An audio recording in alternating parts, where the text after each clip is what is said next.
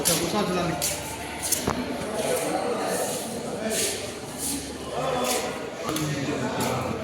और इंसान की कठिन तपस्या के बाद सूर्य देव प्रसन्न होकर प्रकट होते और समुद्र को रोग मुक्त होने का वरदान देते।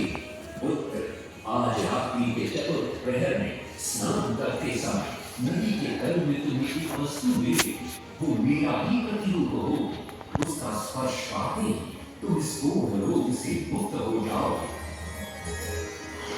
स्नान के पश्चात शाम जब नदी से बाहर आते हैं तो वो रोग मुक्त हो चुके होते हैं। उनके हाथ में एक छोटा सा पत्थर उनके सुंदर और सुकुमार शरीर को देखकर सारे अनुचर और सिपाही प्रसन्न होते। सांब उस पत्थर को वहीं स्थापित कर एक छोटा सा मंदिर बनवाते। लेकिन जब उन्हें ज्ञात होता है कि सूर्य पूजा का विधि विधान यहाँ किसी को पता नहीं है तो वे चिंतित हो जाते। वे ध्यान में बैठते दा बनाड़ो अंदा और शाम के विधि विधान जानते। सांप के देश की ओर निकल पड़ते हैं जो आज का ईरान है। महीनों की लंबी यात्रा के बाद सांप 18 नागा ब्राह्मण परिवारों को साथ लेकर कोणार्क लौटते हैं और सूर्य मंदिर में पूजा शुरू हो जाती है। राजमाता कस्तूरी देवी नरसिंह देव को बतलाती है कि विवाह के कई वर्षों बाद तक जब हम निसंतान थे, मैंने भी उस सूर्य मंदिर में पूजा अर्चना की और तुम पुत्र रूप में मुझे प्राप्त हुए। माता की बात सुनकर नरसिंह देव मां को कोणार्क में संसार का सबसे भव्य और विशाल मंदिर बनाने का वचन देते। सदाशिव सामंतराय महापात्र जो शिवरी सांतरा के नाम से लोकप्रिय थे, वे अपने सहयोगी बीसू महाराणा के साथ मंदिर का प्रतिरूप बनाते और नरसिंह देव के समक्ष प्रस्तुत करते। नरसिंह देव मंदिर का प्रतिरूप देखकर अभिभूत हो जाते हैं और शीघ्र मंदिर निर्माण कार्य आरंभ करने का आदेश देते। दूर से बड़े-बड़े पत्थर लाए गए, जितने पत्थर लाए गए सारे टूट गए। पानी को डाला, उसमें डाले गए, नहीं पता डाला, सारे टूट गए। सिर्फ इंसान तेरा हुए परेशान, किसी भी दिन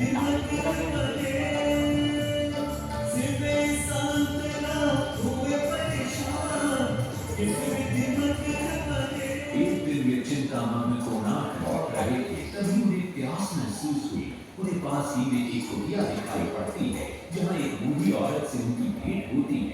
शिवरी सांतरा पानी मांगते हैं। बूढ़ी औरत पानी के साथ गरम गरम भोजन भी लेकर आती है। वे थाली के बीच में हाथ डालते हैं, जिससे उनका हाथ जल जाता है। तब वो बूढ़ी औरत मुस्कुराकर कहती है, तुम तो शिवरी सांतरा की तरह बीच से भोजन उठाकर खा रहे हो। ये सुनकर शिवरी सांतरा को अपनी भूल का एहसास होता है। समझे शिवरी सांतरा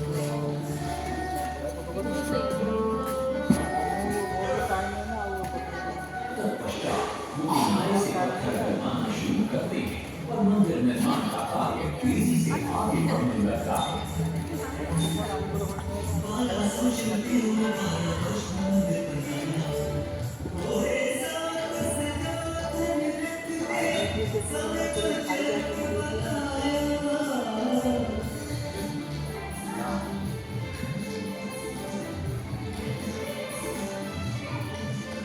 दूसरी तरफ कलिंग के उत्तर के राज्यों के नवाबों के बार-बार राज्य पर आक्रमण हो रहे थे। इन आक्रमणों से क्रोधित होकर नरसिंह देव अपनी विशाल सेना को लेकर युद्ध के लिए निकल पड़े।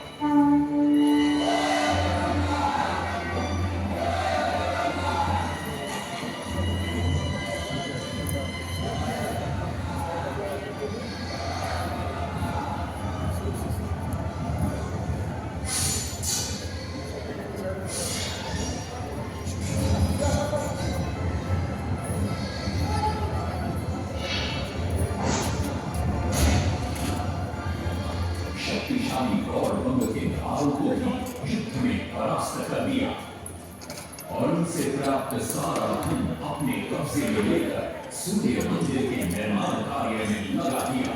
1200 कारीगरों के अथक प्रयास से विशाल और भव्य सूर्य मंदिर बनकर तैयार हुआ। उस समय के लोगों में वास्तुशास्त्र, ज्योतिष शास्त्र और खगोल शास्त्र का जो ज्ञान था, उसे देखकर आज के बड़े-बड़े वैज्ञानिक भी आश्चर्यचकित रह जाते हैं। कई प्रयासों के बाद भी मंदिर के गुंबद पर कलश स्थापित नहीं हो पा रहा था। क्रोधित नरसिंहदेव ने आदेश दिया कि कल प्रातः काल तक यदि कलश स्थापित नहीं हुआ तो सबके सब धड़ से अलग कर दिए जाएंगे। सभी शिल्पकार घोर चिंता में डूब जाते।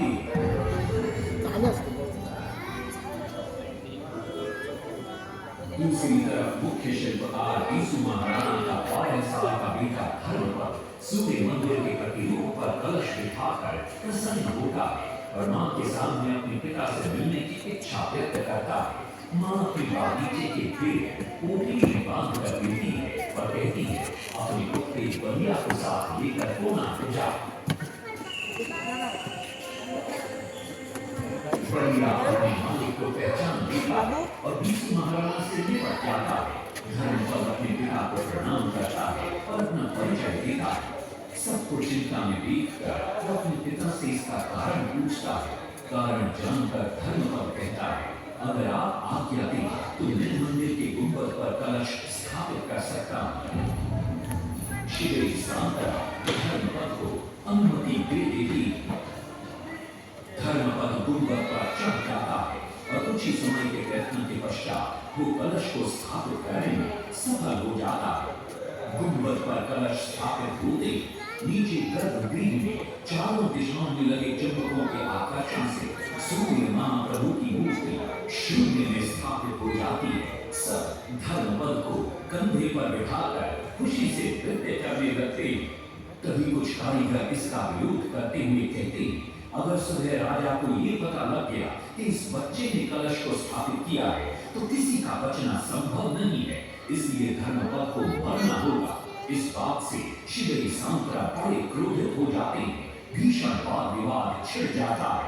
ये सब देखकर धर्मपद गहरी चिंता में पड़ जाता है और वो सोचता है कि यदि मेरे जीवित रहने से इन सब का सर काट दिया जाएगा तो इससे अच्छा है कि मैं आत्म बलिदान कर दूं ताकि सबके प्राण बच जाएं। और उसी पल धर्मपद नवनिर्मित सूर्य मंदिर के शिखर पर चढ़ जाता है।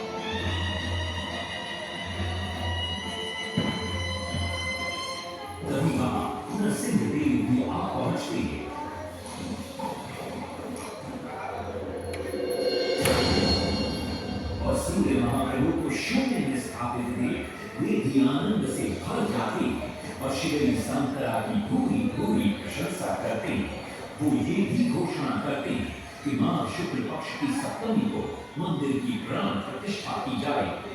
लेकिन श्री सांतरा कहते, राजन तिथि तो अच्छी है लेकिन मंदिर की प्राण प्रतिष्ठा के लिए ये शुभ नहीं है। किंतु राजा अपनी बात पर अड़ जाते। श्री सांतरा को दुख होता है और कोई वाद विवाद किए बिना वे हमेशा के लिए वहां से चले जाते।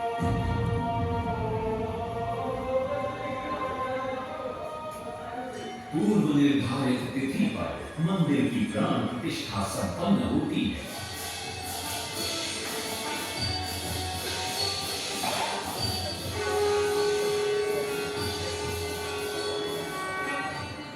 लेकिन कुछ दिनों बाद अमंगल होना शुरू हो जाता है। सबसे पहले विराट सिंह की मूर्ति नीचे आ गिरती है। तत्पश्चात मंदिर की शिलाओं का गिरना भी शुरू हो जाता है। नरसिंहदेव को अब समझ में आता है कि शिवई सांतरा का कहना सही था, लेकिन देर हो चुकी थी। बहुत साल बाद मंदिर के आसपास जंगल उगाए और ये मंदिर घने जंगलों के बीच छुप गया। जब अंग्रेजों ने जंगल के बीच इस मंदिर को देखा तो उन्होंने इसका पुनरुद्धार किया। आज आप उसी विशाल मंदिर के भग्नावशेष देख रहे हैं। ये है इस प्रसिद्ध मंदिर की कथा।